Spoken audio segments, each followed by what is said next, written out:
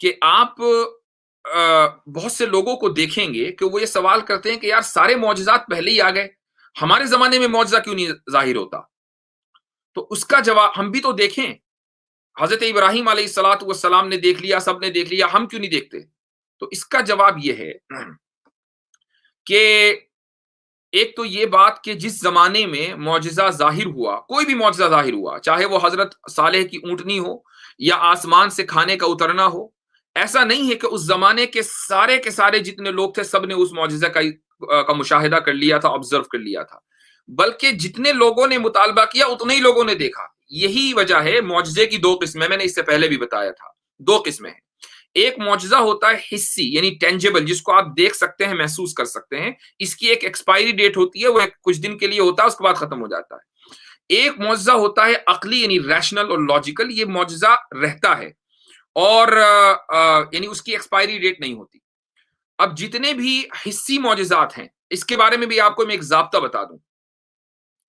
جن لوگوں کو علم یقین حاصل ہوتا ہے، جب آپ ان کے سامنے حسی معجزہ پیش کریں تو ان کا ایمان بڑھ جاتا ہے۔ ایک مثال دیتا ہوں، معراج نبی کریم صلی اللہ علیہ وسلم کا معجزہ ہے اور حسی معجزہ ہے، یعنی ٹینجیبل ہے، یعنی یہ علمی معجزہ نہیں ہے، کوئی اکیڈمک یا لاجیکل ریشنل معجزہ نہیں ہے، بلکہ حسی معجزہ ہے۔ اس کو آپ صلی اللہ علیہ وسلم نے کیا، جس چیز کو آپ کریں، دیکھیں، محسوس کریں، وہ حسی ہوتا ہے، وہ ٹینجیبل ہے۔ تو معراج ایک حسی معجزہ ہے۔ جب یہ معراج کا واقعہ ہوا تو اس زمانے میں دو طرح کے لوگ تھے، اکثریت مشرکین کی تھی اور بہت کم کچھ لوگ مائنورٹی میں مؤمنین تھے، اللہ پر ایمان لانے والے تھے۔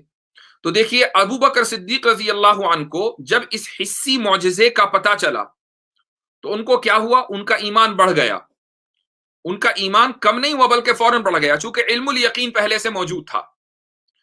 مشرکین نے کیا کیا؟ ان کا ایمان وہیں کا وہیں رہا، یعنی بے ایمانی رہی، جیسے پہلے شرک کرتے آ رہے تھے ویسے ہی ابھی بھی رہے۔ ایسا نہیں ہوا کہ انہوں نے فوراً مان لیا کہ اچھا معراج پر گئے تھے چلو ہم ایمان لاتے ہیں، ایسا نہیں ہوا، بلکہ انہوں نے اس چیز کو تسلیم نہیں کیا، ان کی صحت پر کوئی فرق نہیں پڑا۔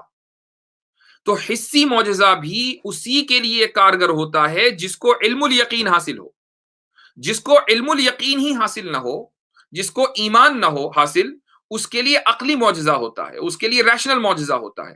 اس لیے آپ اگر کوئی بھی میں کہتا ہوں آج کے دور میں کوئی کرامت ظاہر ہو جائے، یا اگر کوئی نبی آج کے دور میں ہوتا، میں اول تو آخری نبی صلی اللہ علیہ وسلم آ چکے ہیں، لیکن چلو تھوڑی دیر کے لیے مان لیا کہ آج کوئی نبی آ جائے اور وہ نبی معجزات دکھلا دے، تو کوئی بھی ان معجزات کو تسلیم نہیں کرے گا جو اس نبی کا ماننے والا نہیں ہوگا۔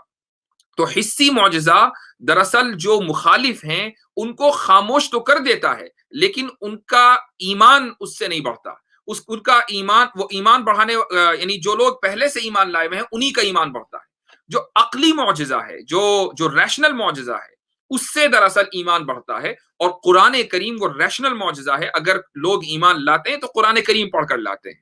اور میں نے آپ کو بتایا تھا کہ ماشاءاللہ ایسی بہت بڑی تعداد غیر مسلموں کی ہے، نو مسلموں کی ہے، کہ جو پہلے ہندو تھے، عیسائی تھے، یہودی تھے، یا کسی دوسرے مذہب میں یقین رکھتے تھے، انہوں نے قرآن کریم کا مطالعہ کیا، ڈیپ اسٹڈی کی، اور اس کے بعد انہوں نے ایمان قبول کر لیا۔